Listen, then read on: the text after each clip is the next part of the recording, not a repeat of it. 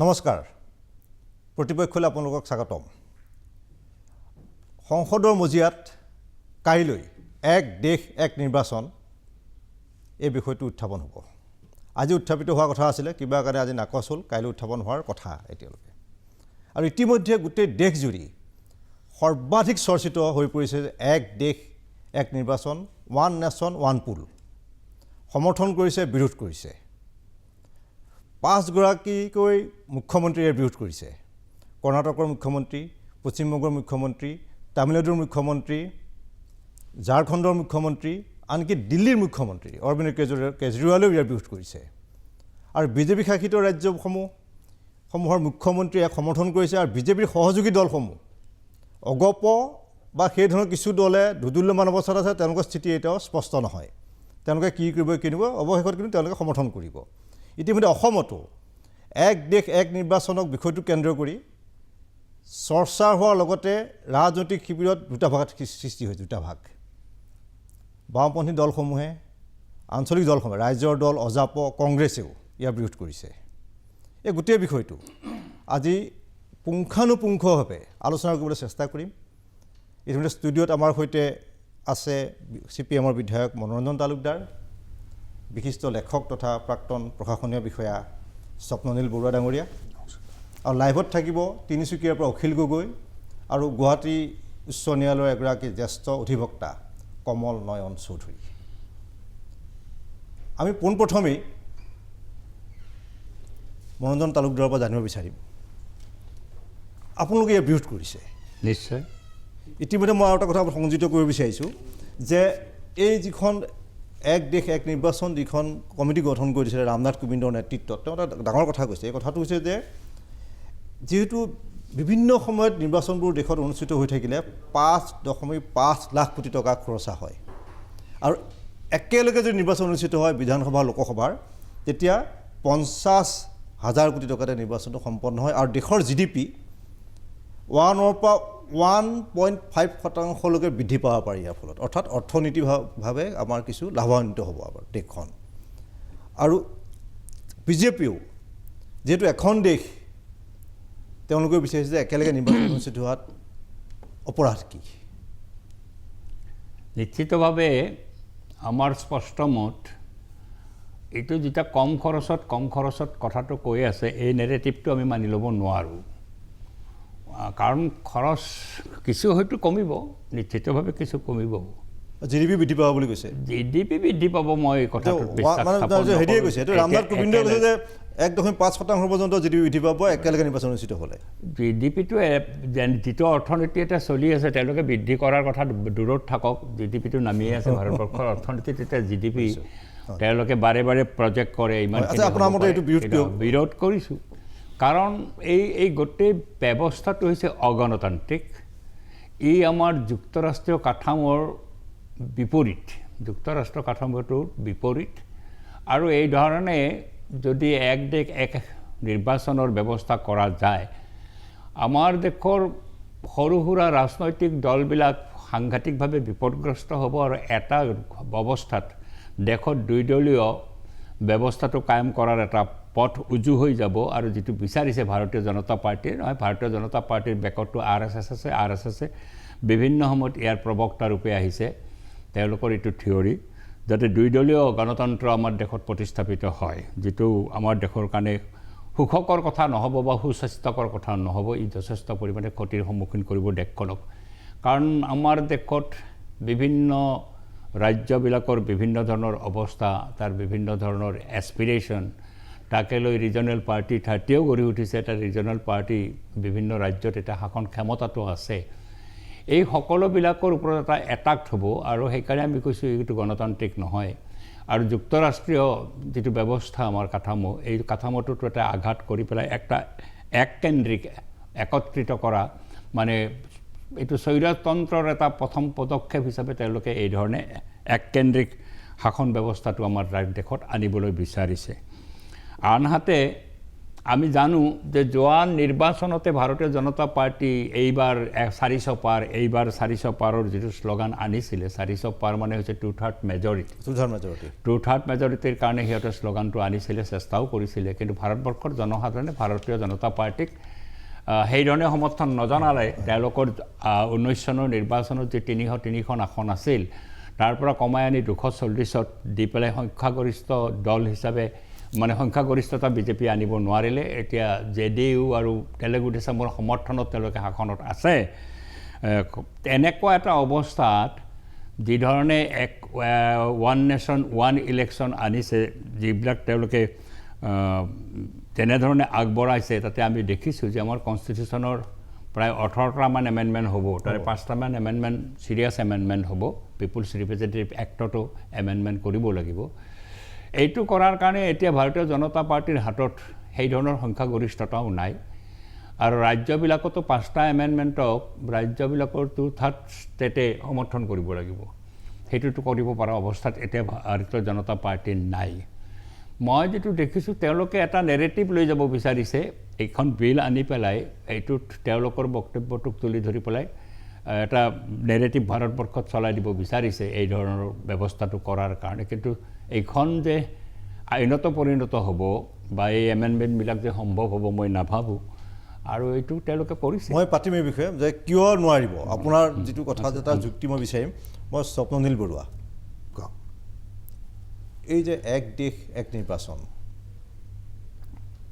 এইটো আপোনাৰ মতে ভাল ভাৰতবৰ্ষৰ গণতান্ত্ৰিক ব্যৱস্থাটো শক্তিশালী কৰিব নে ই দুৰ্বল কৰিব তাত দুটা দিশ আছে এটা হ'ল প্ৰশাসনীয় দিশৰ পৰা চাবলৈ হ'লে এটা ইলেকশ্যন ওৱান নেশ্যন ওৱান ইলেকশ্যনটো হ'লে যথেষ্টখিনি সুবিধা হয় যিখিনি অৰ্থনৈতিক খৰচৰ কথা নাই বা মই প্ৰাক্তন ইলেকশ্যন অফিচাৰ হিচাপে এইটো ক'ব পাৰোঁ যে একেবাৰতে হৈ থাকিলে যথেষ্টখিনি সহজ হৈ যায় আমাৰ যিখিনি প্ৰত্যেকবাৰে আয়োজন কৰি থাকিব লাগে সেই কামখিনি যথেষ্টখিনি কমি যাবগৈ 5 বছৰৰ মূৰত দুটা ইলেকশ্যন থাকিব ইলেকশ্যন অফিচাৰৰ এটা হ'ল পাৰ্লিমেণ্ট আৰু এছেম্বলি দ্বিতীয়টো হ'ব আমাৰ টাউন কমিটি নাইবা মিউনিচিপালিটিৰ ইলেকশ্যন আৰু লগতে পঞ্চায়ত ইলেকশ্যন 5 বছৰ দুটা ইলেকশ্যন হৈ যাব য'ত নেকি এতিয়া প্ৰত্যেক বছৰে হৈ থাকে আৰু এটা লেঠা হয় প্ৰত্যেকবাৰে প্ৰশাসনীয়ভাৱে ইলেকশ্যন হ'বলৈ হ'লে সেই যে কোড অফ কণ্ডাক্ট আহি যায় কোড অফ কণ্ডাক্ট আহি যোৱাৰ লগে লগে গোটেই কামবোৰ স্থবিৰ হৈ গুচি যায়গৈ এতিয়া সেই হিচাপৰ পৰা চাবলৈ গ'লে তাৰপিছত তৃতীয় এটা কথা হ'ব যে ইলেকশ্যন ৰোল ৰিভিজন যিটো আছে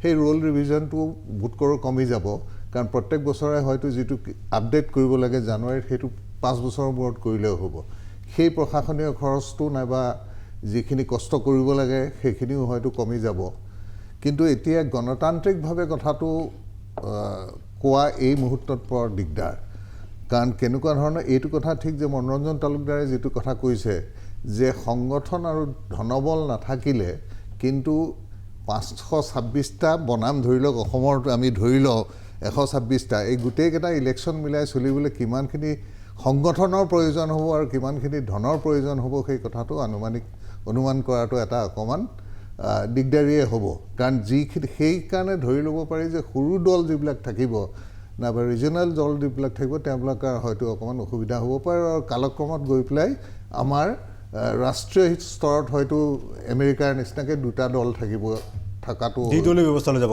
মই আকৌ আহিম দুইদলীয় ব্যৱস্থালৈ মই পুনে যাব বিচাৰিম এতিয়া তিনিচুকীয়ালৈ আমাৰ সৈতে সংযোগ স্থাপন হৈছে বিধায়ক অখিল গগৈয়ে গোটেই যিটো এক দেশ এক নিৰ্বাচন তীব্ৰ বিৰোধিতা কৰিছে গগৈ ডাঙৰীয়া শুনা পাইছে এই যে এক দেশ এক নিৰ্বাচন কাইলৈ সংসদত বিষয়টো উত্থাপন হোৱাৰ কথা তালিকাভুক্ত হৈছে এইটো আপুনি সমৰ্থন কৰিব নে বিৰোধ কৰিব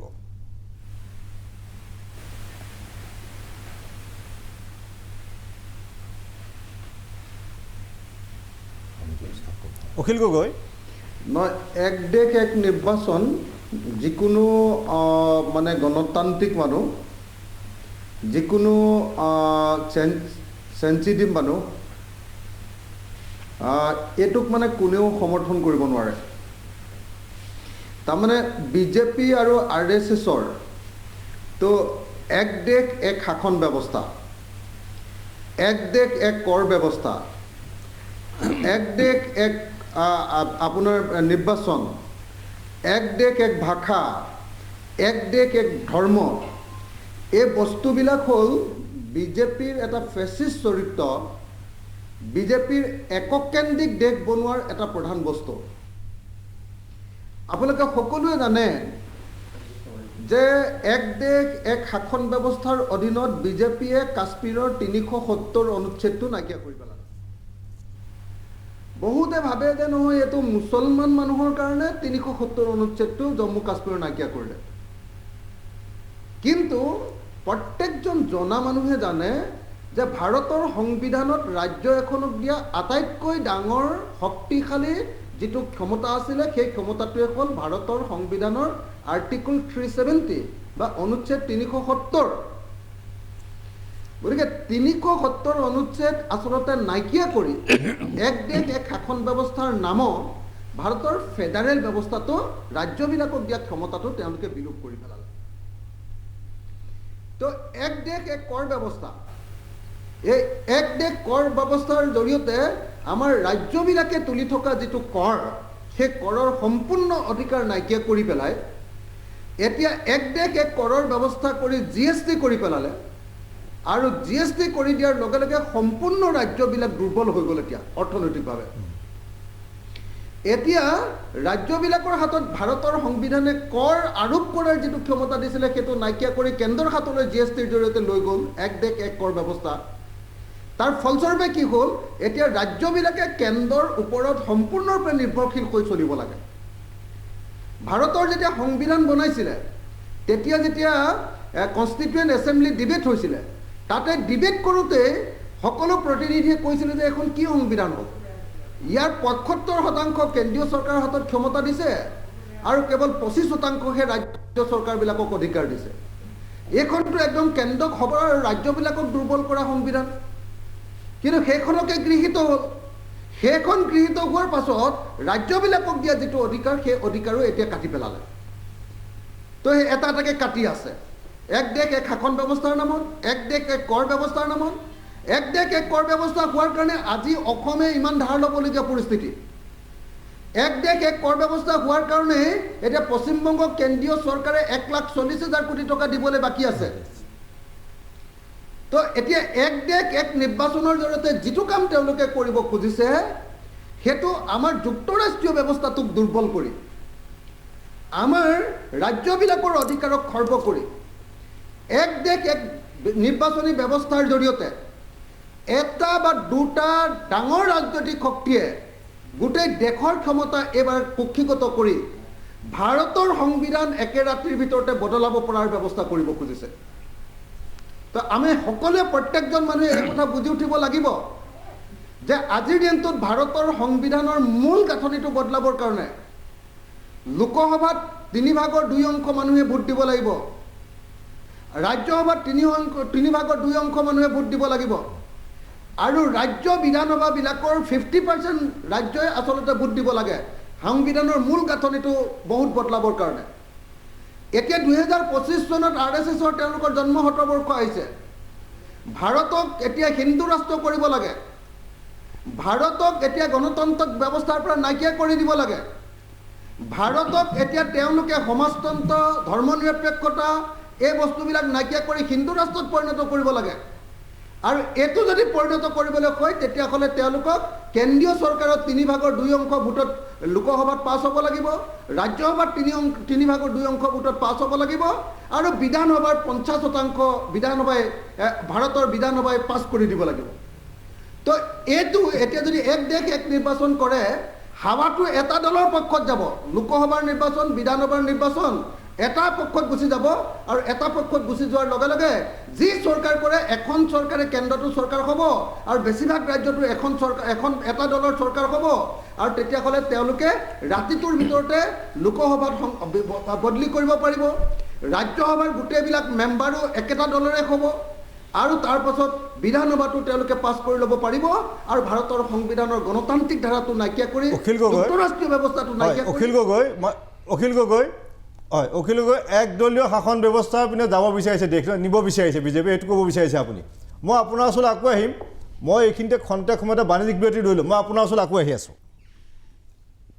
বিজেপিয়ে বিচাৰিলেও কিয় এক দেশ এক নিৰ্বাচনৰ এই গোটেই বিষয়টো তেওঁলোকে ৰৈ যাব লাগিব কিয় নোৱাৰিব সংখ্যাৰ খেলটো ক'ত মই বিধায়ক মনোৰঞ্জন তালুকদাৰৰ পৰা জানিব বিচাৰিম প্ৰথম কথাটো হৈছে সংখ্যাৰ খেলটোত নোৱাৰিব তেওঁলোকে এইকাৰণে নোৱাৰিব ৰাজ্যসভাত তেওঁলোকৰ 2/3 মেজৰিটি নাই হয় লোকসভাত 5টা যি মূল সংবিধানৰ সংশোধনী কৰিব লাগিব তাতো 2/3 মেজৰিটি নাই সেইটো কাৰণে বিজেপি 400 চিঞৰিছিলে সেইটো তেওঁলোকৰ নাই এইটো যেতিয়া নাই এইটো চিম্পল মেজৰিটিতে কনষ্টিটিউশ্যন এমেণ্ডমেণ্ট কৰিব নোৱাৰে এইটো সকলোৱে জানে চিম্পল মেজৰিটিত নোৱাৰে 2/3 মেজৰিটি লাগিব আৰু 2/3 মেজৰিটি কোনো পধ্যেই নাই আচ্ছা মই আৰু এটা কথা সুধিম মানুহক আপুনি জনা দিয়ক যে পাৰ্লিয়ামেণ্টাৰী ষ্টেণ্ডিং কমিটি কি য'লে বিলখন পঠিয়াব লাগিব পাৰ্লামেণ্টৰ এটা ব্যৱস্থা এটা আছে যেতিয়া এটা বিষয় গভীৰ বিষয় হয় সেই বিষয়টো পাৰ্লামেণ্টত ইমান সময় নাথাকে হয়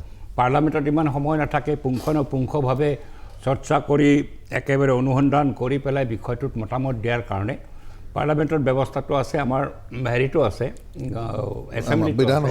বিধানসভাটো আছে এটা ষ্টেণ্ডিং কমিটিলৈকে ষ্টেণ্ডিং কমিটিত কিন্তু আন এটা কথা ষ্টেণ্ডিং কমিটিত ৰুলিং পাৰ্টিৰ মেম্বাৰেই বেছি থাকে প্ৰপৰ্চনেট হয় ৰুলিং পাৰ্টিৰ মেম্বাৰ বেছি থাকে আৰু তেওঁলোকৰ লগত যেহেতু আৰু তেওঁলোকৰ সহযোগী দল আছে সহযোগী দলৰ যিবিলাক সদস্য থাকিব সেইবিলাকৰ ৰুলিং পাৰ্টিৰ সপক্ষে থাকে কিন্তু তাত চৰ্চাৰ এটা সুযোগ থাকে ষ্টেণ্ডিং কমিটিত বিষয়টো গভীৰভাৱে চাব পাৰে আৰু যদি মতামত একটো নহ'ব নিশ্চিতভাৱে নহ'লে তেওঁলোকে ডিচেণ্ট নোট দিব পাৰে তেওঁলোকৰ নোটটো এছেম্বলি পাৰ্লামেণ্টলৈকে আহিব পাৰে যে এইটো এই বিষয় এইটো এই বিষয় আৰু এটা কথা বিৰোধী পক্ষই ষ্টেণ্ডিং কমিটিৰ দাবীটো কৰিব যাতে কিছু সময় এই বিষয়টোত খৰচ কৰিব পৰা যায় ধন্যবাদ মই আহিম মই এতিয়া স্বপ্নজ্যোতি বৰুৱা ডাঙৰীৰ পৰা জানিব বিচাৰোঁ ধৰক টকা ৰাহি হ'ব ৰাজহৰ কাৰণে মদৰ দোকানো খুলি দিয়া হৈছে চিগাৰেটো চলি গৈছে অথচ অসমৰ মানে ভাৰতবৰ্ষৰ ভিতৰতে কৰ্কটত আক্ৰান্ত বা হাওঁফাওৰ কৰ্কট আক্ৰান্ত ৰোগীৰ সংখ্যা লাহে লাহে অসমত বৃদ্ধি পাইছে এতিয়া মদে কি কৰিছে একোখন গাঁৱৰ মহিলা ওলাই আহিছে ৰাজপথলৈ যে বন্ধ কৰিব লাগে সুৰাৰ অপকাৰিতা কিন্তু সুৰাৰ দোকান চলাই আছে ৰাজহৰ কাৰণে চিগাৰেটৰ যিধৰণে বাঢ়িছে ৰোগীৰ সংখ্যা সেইমতে অসমত বাঢ়িছে মানে সৰ্বভাৰতীয় প্ৰেক্ষাপটত এতিয়া ঘটনা হ'ল এইবোৰ চলাই আছে গতিকে পইচা ৰাহিৰ কাৰণেই আপুনি বস্তু মানি ল'ব নেকি একমাত্ৰ পইচা কমি যাব এটা ব্যৱস্থা এটা নাই আপুনি যিটো কথা কৈছে সেইটো ক্ষেত্ৰত ক'বলৈ হ'লে একেবাৰে ভাল যে পইচা ৰাহি হ'ব সেইখিনি পইচা ৰাহিৰে আমি কৰ্কট হস্পিটেলবোৰ খুলিছোঁ সেইখিনিত পইচা দিম আমাৰ মেডিকেল কলেজ জিলাই হ'ব সেইখিনিলে পইচা দিম সেইবিলাক যুক্তি আহি থাকিব কিন্তু এটা কথা আমি ক'ব লাগিব যে এটা বস্তু সদায় মনত ৰাখিব লাগিব বুৰঞ্জীৰ ফালৰ পৰা কিন্তু 52 চনৰ পৰা 70 চনলৈ কিন্তু এই পদ্ধতিতে চলি আছিলে ওৱান নেশ্যন ওৱান ইলেকশ্যন চলি আছিলে এইটো এটা 67 কাৰণ মই 52ৰ ইলেকশ্যন দেখা নাই মনত নাই কিন্তু পৰৱৰ্তী কালৰ 60ৰ ইলেকশ্যনৰ পৰা 67ৰ ইলেকশ্যনলৈকে ভালকৈ দেখিছোঁ তেতিয়ালৈকে কিন্তু একো লেঠা মই হোৱা দেখা নাছিলে কিন্তু এটা কথাও ঠিক যে সেই সময়তে এইটো ওৱান নেশ্যন ওৱান ইলেকশ্যন হৈ আছিলে একেলগে দুইটা হৈছিলে মোৰ এতিয়াও মনত আছে যে হেৰি আহি লৈ পেলাই সেই পেম্ফলেটবোৰ দি থৈ যায়হি মহেন্দ্ৰ মোহন চৌধুৰীয়ে পূব গুৱাহাটীত উঠিছিলে তেখেতে আহি আমাৰ ঘৰত বহি চাহ তাহো খায় কিন্তু আকৌ এটা কথাও দেখিছোঁ যে এজন ওলাই গৈছে দল সিজন সোমাইছে PSP আছিলে তেতিয়া ধীৰেশ্বৰ কলিতা আছিলে কমিউনিষ্ট পাৰ্টি অফ ইণ্ডিয়াৰ গোটেইবিলাকৰ কিন্তু মিলাপ প্ৰীতি যিটো আছিলে সেইটোৰ কিন্তু প্ৰকৃততে গণতান্ত্ৰিক হিচাপে কিন্তু এই বস্তুটো কি হ'ল যে 67 চনৰ পৰা দেখা গ'ল যে UPত আৰম্ভ হৈ গ'ল যে পলিটিক্সটো এটা পেচা হৈ গ'ল আগলৈকে যিমানখিনি মানুহ মই দেখিছিলোঁ যে তেওঁলোকৰ পেচা বেলেগ আছিল ৰাজনীতি ফুল টাইম কৰাটো খুব কম মানুহে আছিলে কিন্তু 67ৰ পিছৰ পৰা ইতিমধ্যে হিন্দুস্তানী এৰিয়াবিলাকত যিটো আমি বিমাৰু এলেকা বুলি কওঁ UP মধ্যপ্ৰদেশ সেইখিনিত এই বেচা কিনাটো আৰম্ভ হৈ গ'ল আৰু মন্ত্ৰী দিয়াটো লৈ পেলাই সেই দেৱ বৰুৱাৰ কবিতাটোৰ নিচিনা হ'ল মন্ত্ৰিত্ব নিদিলে কিবা MLA নিদিলে এইবিলাক লৈ পেলাই কোনোবাই দল এৰি থৈ যায় কমিউনিষ্টে আকৌ হিন্দুৰ লগত মিলে হিন্দুৱে কমিউনিষ্টৰ লগত মিলে একেবাৰে মানে ক্ষমতাকেন্দ্ৰিক ৰাজনীতি হৈ গুচি যোৱাৰ লগে লগে দলবোৰ ভাঙা হৈ থাকিলে তাৰপিছত আমাৰ এইটো সেই এণ্টি ডিফেকশ্যন ল আনিবলগীয়া হ'লগৈ যেতিয়া দেখিলে যে মানে মাহেকে বছৰে 3 মাহে চৰকাৰ সলনি হ'বলগীয়া এটা অৱস্থা হৈ গ'ল এতিয়া প্ৰশ্নটো হৈছে যে সেই সেই ব্যৱস্থা আকৌ নহ'ব নেকি এতিয়া ধৰি লওক কৰিলে এক দেশ এক সেই নিৰ্বাচন হ'ল। বস্তুটো হোৱা যথেষ্টখিনি দিগদাৰী হ'ব, কাৰণ মই শুনা মতে যে বাই ইলেকশ্যনো 2.5 বছৰ আগতে নহ'ব। তাৰমানে যদি ধৰি লওক কোনোবা এটা ছিট খালী হয় নাইবা কোনোবাই ৰিজাইন দি পেলাই এটা দল এৰি আনটোত যোগ দিয়েগৈ, এই 5 বছৰৰ মধ্য যিটো হ'ব সেইটোলৈকে ইলেকশ্যন নহ'ব। সেইকাৰণে গণতান্ত্ৰিকভাৱে সেইটো এটা অসুবিধা হৈ থাকিব যে এটা সমষ্টি প্ৰায় 2.5 বছৰ তেওঁলোকৰ কোনো প্ৰতিনিধি নাথাকিব, নাইবা প্ৰতিনিধি নোহোৱাকৈ 2.5 বছৰ চলি থাকিব লাগিব। এই কথাটো হ'লে কিন্তু যথেষ্টখিনি দিগদাৰী হ'ব। মই শুনিছোঁ এই কথাটো, কিমান দূৰ বিলখনত আছে নে নাই ক'ব নোৱাৰোঁ, কিন্তু এটা ইলেকশ্যন কমোৱাৰ যদি মূল উদ্দেশ্যই হয় তেনেহ'লে এই বাই ইলেকশ্যনৰ কথাটো বাৰু মৃত্যু হ'লে বেলেগ কথা, কিন্তু কোনোবাই যদি দল সলাই লৈ পেলাই ৰিজাইন দি আহিছে, যিটো আজিকালি অসমত দেখি আহিছোঁ, সেইটো কিন্তু এটা অসুবিধাৰ সৃষ্টি এটা হ'ব। তো সেই পৰিপ্ৰেক্ষিতত কিন্তু এই কথা কিছুমান আহি যাব আইনখন আহিলে। কিন্তু এতিয়া কথা হৈছে যে সংখ্যাৰ কথা আলোচনা হ'ব, বিতৰ্ক হ'ব, আৰু চিলেক্ট কমিটিলৈ হয়তো পঠিয়াই দিব পাৰে, নাইবা হয়তো জুডিচিয়েল ৰিভিউৰ কাৰণেও সুপ্ৰিম কোৰ্টৰ মতামত ল'ব পাৰে। এই বিভিন্ন ধৰণৰ কথা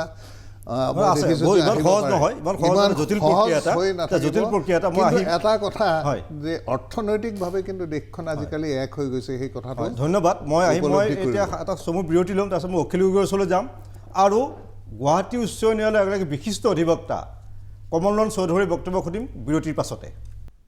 এক দেশ এক নিৰ্বাচন কিয় লাগে আৰু ইয়াৰ কিয় বিৰোধ কৰা হৈছে, গুৱাহাটী উচ্চ ন্যায়ালয়ৰ বিশিষ্ট অধিবক্তা কমল নয়ন চৌধুৰী, এই সময়ত আপুনি কি কয়?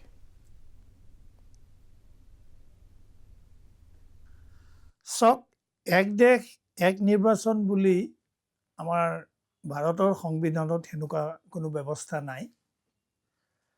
আৰু আপোনালোকে জানে আমাৰ যিখন ভাৰতৰ সংবিধান 26 নৱেম্বৰ 1949 চনত যেতিয়া গৃহীত হৈছিলে, তাৰ আগতে প্ৰায় 2 বছৰ কাল কনষ্টিটিউৱেণ্ট এছেম্বলিত ডিবেট হৈ পেলাই এই ব্যৱস্থাবিলাক সংবিধানত ইনকৰ্পৰেট কৰা হৈছিলে। সংবিধান প্ৰস্তুত কৰাসকলে কিন্তু এক দেশ এক নিৰ্বাচনৰ কোনো যুক্তিযুক্ততা পোৱা নাছিলে, মই অনুভৱ কৰোঁ। আৰু সেইকাৰণে হয়তো সংবিধানত এনেকুৱা কোনো ব্যৱস্থা নাই। এতিয়া যদি আজি বৰ্তমান চৰকাৰখনে যদি এইটো কৰিব যায়, তেনেহ'লে তেওঁলোকে সংবিধান ইয়াৰ বিৰোধ কিয় কৰা হৈছে? ইয়াৰ বিৰোধ কৰাৰ কাৰণ কি? ইয়াৰ বিৰোধ কৰাৰ কাৰণ কি? মই এতিয়া এটা কথা ক'ব বিচাৰিছোঁ, এই এক দেশ এক নিৰ্বাচনৰ যিটো ব্যৱস্থা, এইটো 32টা ৰাজনৈতিক দলে সাপেক্ষে কৈছে আৰু 15টা ৰাজনৈতিক দলে বিপক্ষে কৈছে। এতিয়া যিসকলে বিপক্ষে কৈছে তেওঁলোকৰ মেইন বক্তব্য এনেকুৱা ধৰণৰ যে এই যিটো ব্যৱস্থা, এইটোৰ পৰা আমাৰ যিটো ফেডাৰেল ষ্ট্ৰাকচাৰ বুলি আমি যিটো কওঁ, আমাৰ সংবিধানৰ যিটো ব্যৱস্থা, সেইটো লাঘৱ হ'ব। কাৰণ আজি চাওক, এক দেশ এক নিৰ্বাচন হোৱাৰ লগে লগে এই যিবিলাক নেশ্যনেল পলিটিকেল পাৰ্টি আছে তেওঁলোক প্ৰমিনেঞ্চত আহিব, আৰু আমাৰ যিবিলাক ৰিজনেল পলিটিকেল পাৰ্টিজ আছে তেওঁলোক প্ৰায় নোহোৱা হৈ যাব। যাৰ ফলত আমাৰ যিটো ফেডাৰেল ষ্ট্ৰাকচাৰ বা আমি যিটো basic structure of the constitution বুলি কওঁ, এই গোটেই ব্যৱস্থাটো উইক হৈ যাব। সেইকাৰণে মই ভাবোঁ এক দেশ এক নিৰ্বাচন যিটো ব্যৱস্থা চৰকাৰে কৰিব বিচাৰিছে, এইটো এটা যুক্তি এটা ক'ব পাৰে যে ইলেকশ্যন সময়ে সময়ে হ'লে টকা পইচাৰ খৰচৰ কথা আছে।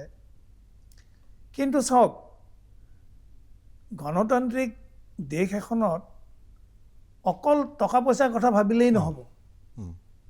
আজি এই ভাৰতবৰ্ষত কিমান হাজাৰ হাজাৰ জাতি উপজাতি নানান ধৰণৰ লোক আছে, তেওঁলোকৰ বিভিন্ন ধৰ্মৰ, তেওঁলোকৰ বিভিন্ন কালচাৰ।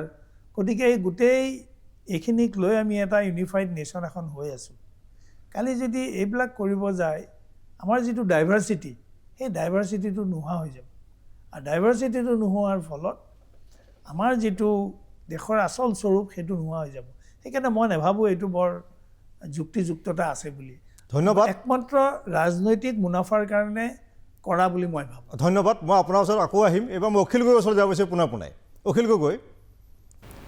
অখিল গগৈ, আপুনি এই গোটেই যিটো ব্যৱস্থা কৰিবলৈ গৈছে, এইটোৱে এনেকুৱা এটা হ'বগৈ পাৰে নেকি যে সাম্প্ৰতিক যিবিলাক দেশখনে সন্মুখীন হোৱা সমস্যাৰ পৰা মানুহৰ দৃষ্টি আঁতৰাই পেলাই কেৱল এই বিষয়টোত গোটেই সংসদেই হওক, প্ৰচাৰ মাধ্যমেই হওক, জনসাধাৰণ হওক ব্যস্ত কৰি ৰাখিব বিচাৰে, তেনেকুৱা এটা কৌশল আছেও নেকি বাৰু ইয়াৰ?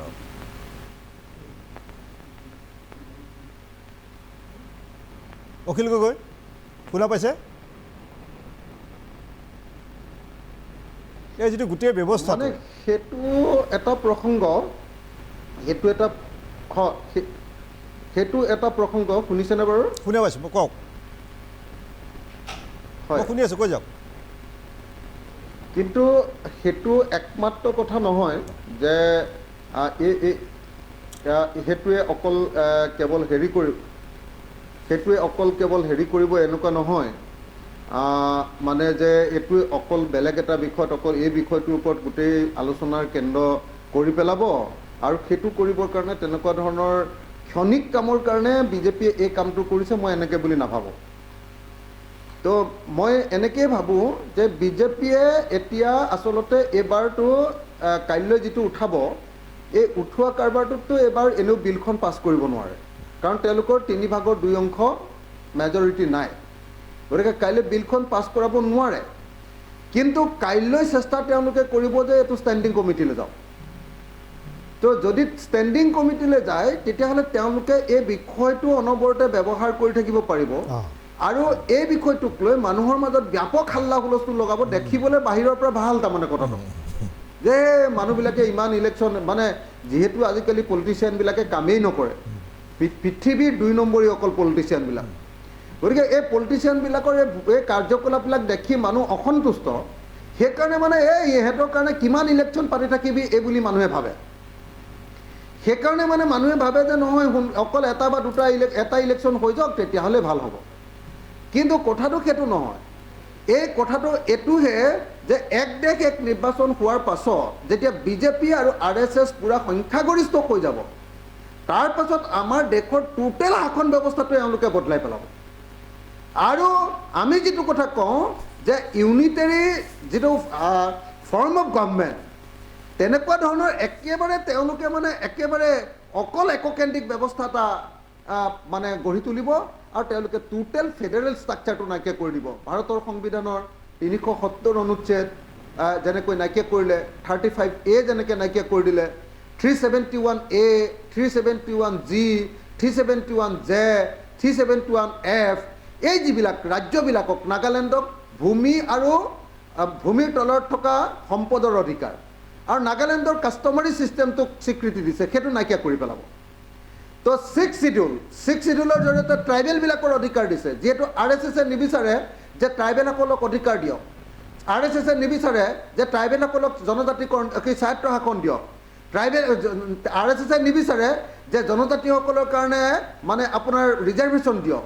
গতিকে এইবিলাক নাইকিয়া কৰি দিবৰ কাৰণে তেওঁলোকৰ সকলো সংবিধানৰ যিকোনো বিষয় যাতে সলাই দিব পাৰে, তাৰ কাৰণে 2025 চনত যিহেতু RSSৰ জন্ম 70 বৰ্ষ হ'ব, 2025 চনৰ সময়ত প্ৰথমতে ভাৰতক হিন্দু ৰাষ্ট্ৰ ঘোষণা কৰি ইয়াক গণতন্ত্ৰৰ পৰিৱৰ্তে এটা ইউনিটেৰী মানে চেণ্ট্ৰেলাইজ ফৰ্মত গভৰ্ণমেণ্ট তৈয়াৰ কৰি সমাজবাদ বুলি শব্দটো নাইকিয়া কৰি, তো ইয়াক এখন অগণতান্ত্ৰিক ফেচিষ্ট হিটলাৰী এখন সংবিধান তৈয়াৰ কৰিবৰ কাৰণে কৰা প্ৰথম প্ৰচেষ্টা হিচাপে এক দেশ এক শাসন ব্যৱস্থা, এক দেশ এক কৰ ব্যৱস্থা, এক দেশ এক ভাষা, এক দেশ এক আপোনাৰ কি কয় ধৰ্ম, এই যিটো এক দেশ এক কৰ ব্যৱস্থা, এক দেশ এক নিৰ্বাচনী ব্যৱস্থাটো হ'ল তেওঁলোকৰ এই বেছিক ভাৰতৰ সাংবিধানিক যিটো গণতান্ত্ৰিক ব্যৱস্থা আছে, এই গণতান্ত্ৰিক ব্যৱস্থাটোক দুৰ্বল কৰি তেওঁলোকৰ ফেচিষ্ট কাৰবাৰটোক আগবঢ়াই নিয়াৰ কাৰণে কৰা প্ৰথম প্ৰচেষ্টা।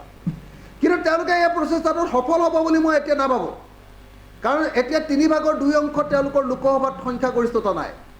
তেওঁলোকে এই প্ৰচেষ্টাটোত ৰাজ্যসভাটো 3/2 সংখ্যাগৰিষ্ঠতা নাই। গতিকে তেওঁলোকে এখন পাছ কৰিব নোৱাৰে। কিন্তু নোৱাৰিলেও কাইলৈ দিনটোৰ পৰাই আপোনালোকে দেখিবলৈ পাব যে ভাৰতৰ ৰাজনীতিৰ আটাইতকৈ গুৰুত্বপূৰ্ণ বিষয়টোৱে হৈ পৰিব এক দেশ এক নিৰ্বাচন। এতিয়া তেওঁলোকে মিডিয়াৰ জৰিয়তে ব্যাপক প্ৰচাৰ চলাব আৰু তেওঁলোকৰ বুদ্ধিজীৱীবিলাকৰ জৰিয়তে ব্যাপক প্ৰচাৰ চলাব যে দেশক যদি বচাব লাগে, দেশৰ যদি উন্নতি কৰিব লাগে, দেশৰ যদি টকা খৰচ কৰিব লাগে আৰু দেশক যদি এই 2 নম্বৰী পলিটিচিয়ানবিলাকৰ পৰা বচাব লাগে, তেতিয়াহ'লে একমাত্ৰ ৰাস্তাটো হ'ল এক দেশ এক নিৰ্বাচন। এইবুলি তেওঁলোকে ব্যাপক হাৰত তেওঁলোকে প্ৰচাৰ কৰিব, হাল্লা হুলস্থুল কৰিব আৰু দেশৰ মানুহক মূল সমস্যাবিলাকৰ পৰা আঁতৰাই ৰাখিব পাৰিব। এইটোক লৈ তেওঁলোকে 2029 চনৰ নিৰ্বাচনটোলৈকে আগবাঢ়ি যাব আৰু সেইকাৰণেই আচলতে মই ভাবোঁ যে এক দেশ এক নিৰ্বাচন তেওঁলোকৰ কাৰণে এটা ষ্ট্ৰেটেজিক ছাবজেক্ট। ধন্যবাদ। মই আকৌ আপোনাৰ ওচৰলৈ আহিম। মই মনোজন তালুকদাৰ। এতিয়া কথাটো হৈছে আমি কৈছোঁৱে যে ই গণতান্ত্ৰিক নহয়, অগণতান্ত্ৰিক। কাৰণ মানুহে আমাৰ সংবিধান মতে যেতিয়া এটা নিৰ্বাচন হয়, লোকসভাই হওক বা বিধানসভাই হওক, 5 বছৰৰ কাৰণে তেওঁলোকে মেণ্ডেটটো দিয়ে, 5 বছৰৰ কাৰণে তেওঁলোকৰ মতামতটো দিয়ে, এখন চৰকাৰ শুড কণ্টিনিউ আপ 5 years, এইটো দিয়ে। এতিয়া মই কৈছোঁ অসমত নিৰ্বাচন হ'ব 26 চনত। 29ত যদি এক দেশ এক নিৰ্বাচন কৰিবলৈ ভাৰতীয় জনতা পাৰ্টি সক্ষম হয়, তেতিয়াহ'লে 26ৰ যিখন নিৰ্বাচিত চৰকাৰ হ'ব, এই চৰকাৰখনত 3 বছৰ কাৰ্যকাল পাব, 3 বছৰ কাৰ্যকাল পাব। এইটো পাব্লিক মেণ্ডেটৰ ক্ষেত্ৰত জনসাধাৰণৰ মতামতৰ প্ৰতি এটা পচন্দভাৱে উপলুঙা। 2 নম্বৰ কথাটো হৈছে আমাৰ দেশত যিবিলাক চৰকাৰ এতিয়া যদি সেইটো 29ত কৰে বা 34ত কৰে, 34ৰ আগতে যিবিলাক ৰাজ্যত নিৰ্বাচন হ'ব, তেওঁলোকে সেই একেই সমস্যাত পৰিব। অসমটো পৰিবই, অসম, বেংগল, তামিলনাডু, কেৰালা 26ত নিৰ্বাচন আছে, তেওঁলোকে 29ত তেওঁলোকৰ চৰকাৰৰ পতন ঘটিব। এইটো কেনেকৈ সম্ভৱ? এইটো অগণতান্ত্ৰিক কথা, পিপুলছ মেণ্ডেটৰ প্ৰতি অশ্ৰদ্ধা। 2 নম্বৰ কথাটো হৈছে যে আমাৰ দেশত 356 আমাৰ সংবিধানত এটা বিধান আছে য'ত ৰাষ্ট্ৰপতি শাসন বলবৎ কৰিব পাৰে, আৰু এইটো বলবৎ কৰিছিলে। প্ৰথমটো কেৰালাতে বলবৎ কৰিলে কমিউনিষ্ট চৰকাৰ উত্তৰ কৰাৰ কাৰণে, তাৰপিছত বহুতবাৰ হৈছে, পিছত সুপ্ৰিম কোৰ্টে কৰিছে। এতিয়া 356টো কি হ'ব? কেন্দ্ৰীয় চৰকাৰৰ হাতত সেই ক্ষমতাটো থাকিব নে নাথাকিব, এই কথাটোতো ক্লিয়াৰ হ'ব লাগিব এইখন আইন অনাৰ জৰিয়তে। কাৰণ যদি থাকে তেতিয়াহ'লে তেওঁলোকৰ মনপুত্ৰ নহ'লেতো চৰকাৰখন 356 তেওঁলোকে যুক্ত কৰি দিব পাৰে, আৰু যুক্ত কৰি দি পেলাই নিৰ্বাচন নাপাতিলোঁ, নেক্সট পাৰ্লামেণ্টৰ লগত নিৰ্বাচন পাতিম, যিটো আগতে স্বপ্ননীল বৰুৱাই কৈছে। মই মাজতে কৈ দিওঁ, মানে 5জন বিশেষ মুখ্যমন্ত্ৰী ইয়াত বিদ্ৰোহ কৰিছে। পশ্চিমবংগৰ মুখ্যমন্ত্ৰী মমতা বেনাৰ্জীয়ে কৈছে যে ভাৰতৰ গণতান্ত্ৰিক ব্যৱস্থাটো দুৰ্বল কৰা এটা প্ৰয়াস। এইটোতো মইতো কৈ আছোঁ, সেইটোৱে গণতান্ত্ৰিক। পঞ্জাৱৰ মুখ্যমন্ত্ৰী ভগৱন্ত মানে কৈছে যে 2খন ৰাজ্যত একেলগে নিৰ্বাচনো অনুষ্ঠিত কৰিবলৈ অসমৰ্থ এই চৰকাৰ। আমিতো দেখিলোঁ ৰিচেণ্টলি, আপুনি চাওক, উত্তৰ প্ৰদেশ কৈছে উত্তৰ প্ৰদেশ বিধানসভা নিৰ্বাচনকে 18 পৰা 10টা পৰ্যায়ত অনুষ্ঠিত কৰিব লাগে এইখন চৰকাৰে। তামিলনাডুৰ মুখ্যমন্ত্ৰী M.K. ষ্টেলিনে কৈছে এয়া অবাস্তৱিক আৰু গণতন্ত্ৰ বিৰোধী পদক্ষেপ, এই পদক্ষেপে আঞ্চলিক দল আৰু ফেডাৰেলিজম ধ্বংস কৰিব। ঝাৰখণ্ডৰ মুখ্যমন্ত্ৰী হেমন্ত সোৰেনে কৈছে এক দেশ এক নিৰ্বাচনক বিজেপিৰ এজেণ্ডা, প্ৰভাৱ আৰু পৰিণতি বুজি পোৱাৰ প্ৰয়োজন আছে। কংগ্ৰেছ শাসিত কৰ্ণাটকৰ মুখ্যমন্ত্ৰী সিদ্ধাৰামায়ে কৈছে সংসদীয় গণতন্ত্ৰ আৰু ভাৰতৰ ফেডাৰেল গাঁথনিৰ প্ৰতি আক্ৰমণ, ৰাজ্যসমূহৰ অধিকাৰ ৰোধৰ এক বৃহৎ ষড়যন্ত্ৰ। গুৰুত্বপূৰ্ণ বিধেয়ক অনুমোদন কৰাৰ পূৰ্বে মোদী চৰকাৰে বিৰোধী দল আৰু বিভিন্ন ৰাজ্য চৰকাৰৰ পৰামৰ্শ ল'বই লাগিব। আৰু অৰবিন্দ কেজৰিৱালে কৈছে এক দেশ এক নিৰ্বাচনৰ প্ৰয়োজন নাই, এক জাতি এক শিক্ষা এক স্বাস্থ্যসেৱাৰ প্ৰয়োজন। ঠিকে কৈছে, কথা বতৰাৰ পৰা আহিছে। হয়, কিন্তু ইয়াতে আমি যিটো দেখিছোঁ যে ফেডাৰেল ষ্ট্ৰাকচাৰটো এটা ৰাজ্যত যিকোনো 67লৈকে ভাৰতবৰ্ষৰ স্বাধীনতাৰ যিটো এটা গতিবেগ আছিল, মানুহৰ মাজত প্ৰত্যাশা আছিল, একেলগে নিৰ্বাচন হৈ গ'ল। 67 চনত যেতিয়া কংগ্ৰেছ চৰকাৰ, চেণ্টাৰত কংগ্ৰেছ আছে, 8খন ৰাজ্যত কংগ্ৰেছ হাৰি গ'ল, ইনক্লুডিং UP। হাৰি যোৱাৰ পিছত তেতিয়া 356 প্ৰয়োগ কৰাৰ ব্যৱস্থা বুলি আৰু অস্থিৰতাও আহিল, যিটো স্বপ্ননীল বৰুৱা কৈছে, অস্থিৰতাও আহিল, ৰাজনৈতিক অস্থিৰতাও আহিল। কাৰণ স্বপ্নও ভংগ হ'ল, স্বাধীনতাৰ যিটো স্বপ্ন আছিল মানুহৰ মাজত, সেই স্বপ্ন ভংগ হৈ গ'ল। মানুহে বিভিন্ন ধৰণে তেওঁৰ ক্ষোভ প্ৰকাশ কৰিব ধৰিলে। চৰকাৰত তাতে ৰিফ্লেকশ্যনটো হৈছে, তেতিয়া চৰকাৰবিলাক ভাঙা ভাঙি হৈছে। বেংগলত আমি দেখিছোঁ কেনেকৈ চৰকাৰ ভাঙিছে, 67ত ভাঙিছে, 69ত আকৌ নিৰ্বাচন হৈছে, তাৰপিছত সেইটো ভাঙিছে। চৰকাৰবিলাক ভঙা পতা হৈ আছে। এই ভঙা পতাটো হৈছে আমাৰ দেশত যিটো স্বাধীনতাই স্বপ্ন আমাৰ বুকুলৈকে আনিছিল, সেই স্বপ্ন ভংগ হোৱাৰ পিছত ক্ৰাইচিছ যেতিয়া বাঢ়ি গ'ল, স্বাধীনতাটো আমাৰ সমস্যাবিলাক সমাধান কৰিব নোৱাৰিলে, ক্ৰাইচিছটো বাঢ়ি যোৱাৰ কাৰণে চৰকাৰতো অস্থিৰতা হৈছে, ৰাজ্যিক চৰকাৰবিলাকতো। কিন্তু এতিয়া যিটো কৰিব বিচাৰিছে যে জনসাধাৰণে এখন চৰকাৰ নিৰ্বাচিত কৰাৰ পিছত জনসাধাৰণৰ যদি আশা অনুযায়ী কাম কাজ নকৰে, আমিতো দাবী কৰি আছোঁ যে ৰিটাৰ্ণ কৰাৰ ক্ষমতাটো দিব লাগে, দিব লাগে যে মানুহৰ ক্ষোভটো থাকিলে কোনোবাই যদি কাম কাজ নকৰে বা ঠিকমতে নচলে ৰিটাৰ্ণ কৰাৰ ক্ষমতাটো আমাৰ কনষ্টিটিউশ্যন আনিব লাগে। সেইবিলাকত তেওঁলোকে যোৱা নাই, নগৈ পেলাই এইটো কৰিছে। এতিয়া ফেডাৰেল ষ্ট্ৰাকচাৰত চাওক, পাৰ্লামেণ্টৰ ইলেকশ্যনৰ 100 দিনৰ ভিতৰত আমি পঞ্চায়ত কৰিব লাগিব।